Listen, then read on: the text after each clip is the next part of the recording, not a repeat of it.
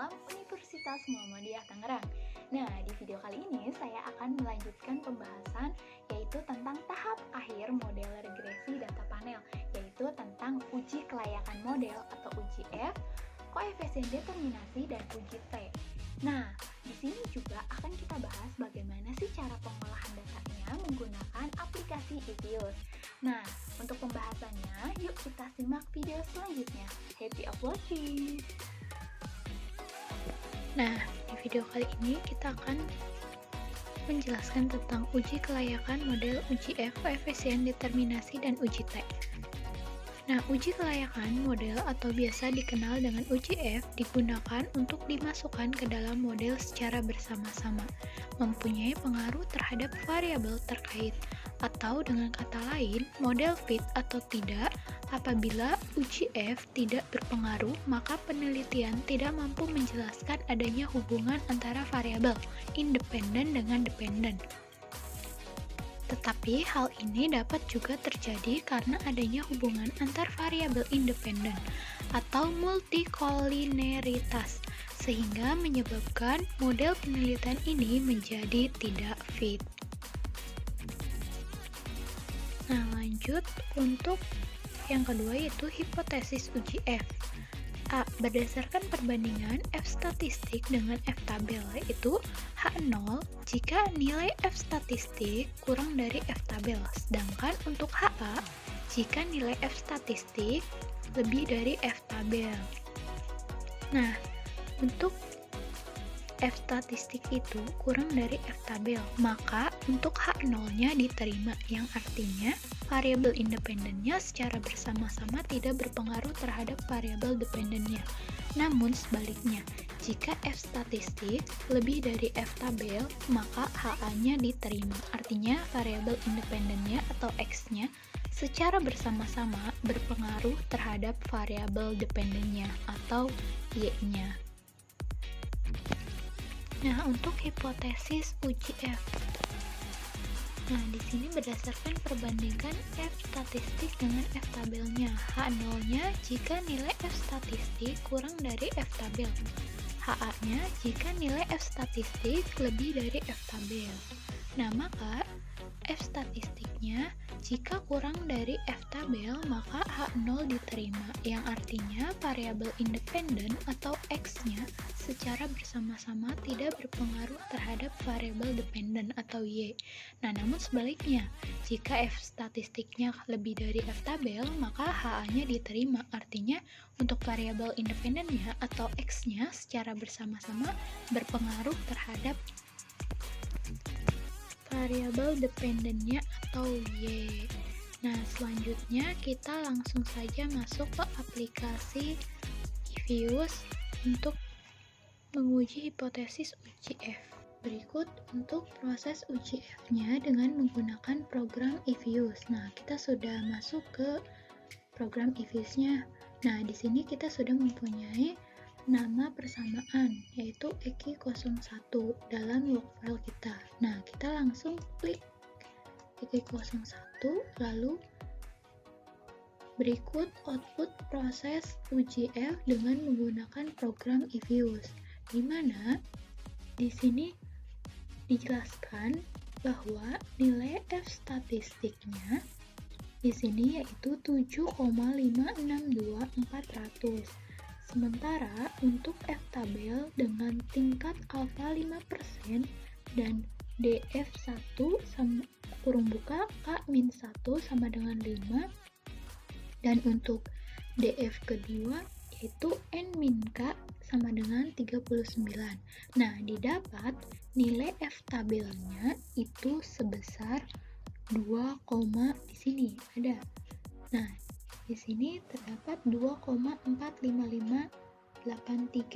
Nah, dengan demikian untuk F statistiknya di sini 7,562400 itu lebih besar dari F tabel, yaitu sebesar 2,45583. Nah, untuk nilai probabilitas atau F statistiknya yaitu 0,000048, yaitu lebih kecil dari 0,05 alfanya. Nah, Maka dapat kita simpulkan bahwa untuk HA-nya diterima. Nah, maka dengan demikian dapat disimpulkan bahwa untuk variabel ini, di penelitian ini terdiri dari size, ROA, DAR, NPF, sukuk secara bersama-sama memiliki pengaruh terhadap ISR. Nah, selanjutnya itu koefisien determinasi. Nah, untuk hasil koefisien determinasi menjelaskan seberapa jauh sih kemampuan model regresi dalam menerangkan variasi variabel bebas, mempengaruhi variabel terikatnya. Nah, jika semakin besar, hasil R-square-nya akan semakin baik, karena hal ini mengidentifikasi semakin baik variabel independen dalam menjelaskan variabel dependennya. Nah, untuk nilai R-square berada antara 0 sampai 1 dengan penjelasan sebagai berikut. Pertama, untuk nilai R-square-nya harus berkisar 0 sampai 1. Yang kedua, jika nilai R-square sama dengan 1, berarti naik atau turunnya variabel terikat atau Y 100% dipengaruhi oleh variabel bebas atau X. Nah, untuk yang ketiga, jika nilai R-square-nya sama dengan 0, berarti tidak ada hubungan sama sekali antara variabel independennya terhadap variabel dependennya. Nah, untuk selanjutnya, berikut merupakan output proses adjust R-square atau koefisien determinasi. Nah, seperti ini. Nah, sudah kita lihat di sini adjust R-squared-nya yaitu sebesar 0,427173. Nah, artinya bahwa variasi perubahan naik turunnya ISR atau variabel Y-nya dapat dijelaskan oleh variabel size, ROA, DAR, NPF, dan sukuk sebesar 49,2%. Nah, sementara sisanya yaitu sebesar 50,8%. Nah, di sini dijelaskan oleh variabel-variabelnya yang tidak diteliti dalam penelitian ini.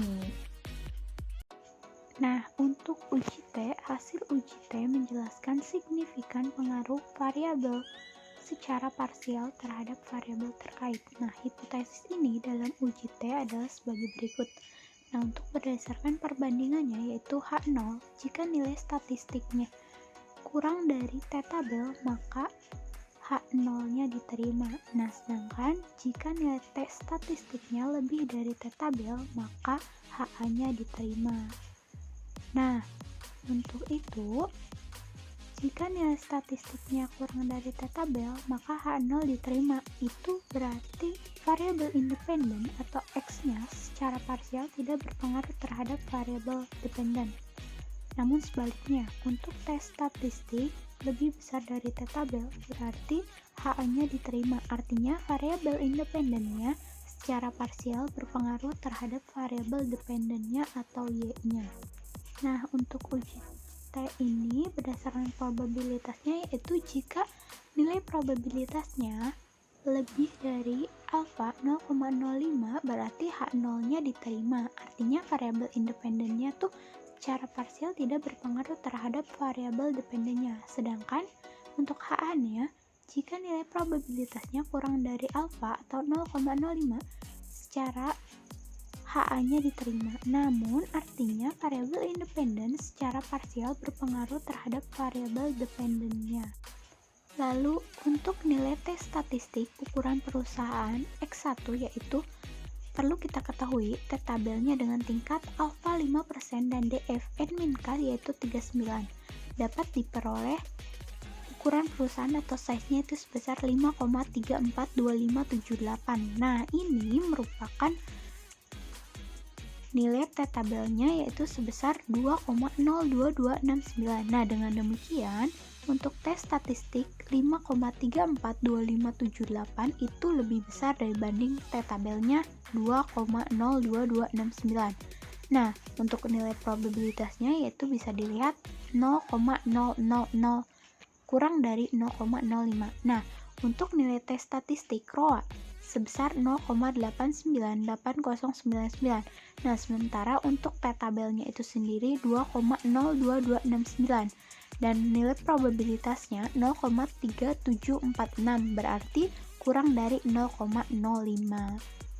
Nah, sementara untuk nilai T statistik dari yaitu sebesar 1,407353. Bisa dilihat di tampilan outputnya, yang berarti untuk T tabelnya 2,02269, yang berarti kurang dari T tabel. Nah, untuk nilai probabilitasnya 0,1672, lebih dari 0,05. Nah, ini menyatakan bahwa probabilitasnya lebih besar dibandingkan alfanya. Nah, untuk selanjutnya ada nilai T statistik NPF sebesar 2,376137. Nah, sementara untuk T statistik T tabelnya itu 2,02269. Nah, berarti ini nilai T statistik NPF-nya lebih besar daripada T tabelnya. Sedangkan untuk nilai probabilitasnya 0,0227 itu lebih kecil dibandingkan alfa, yaitu 0,05. Nah, untuk nilai T statistik sukuk sebesar 0,386405, sedangkan untuk T tabelnya 2,02269. Nah, di data tersebut bisa kita lihat ya, masing-masing nilai dari variabelnya. Nah, untuk kali ini berarti dengan demikian T statistik sukuknya yaitu 0,386405 itu lebih kecil daripada T tabelnya, yaitu 2,02269, yang berarti nilai probabilitasnya juga 0,7013 lebih besar dibandingkan alfanya, yaitu 0,05. Nah, itu tadi materi yang sudah saya jelaskan tentang uji kelayakan model atau uji F, koefisien determinasi, dan uji T, serta pengolahan datanya menggunakan aplikasi eBoard. Nah, kurang lebihnya mohon maaf, semoga ilmunya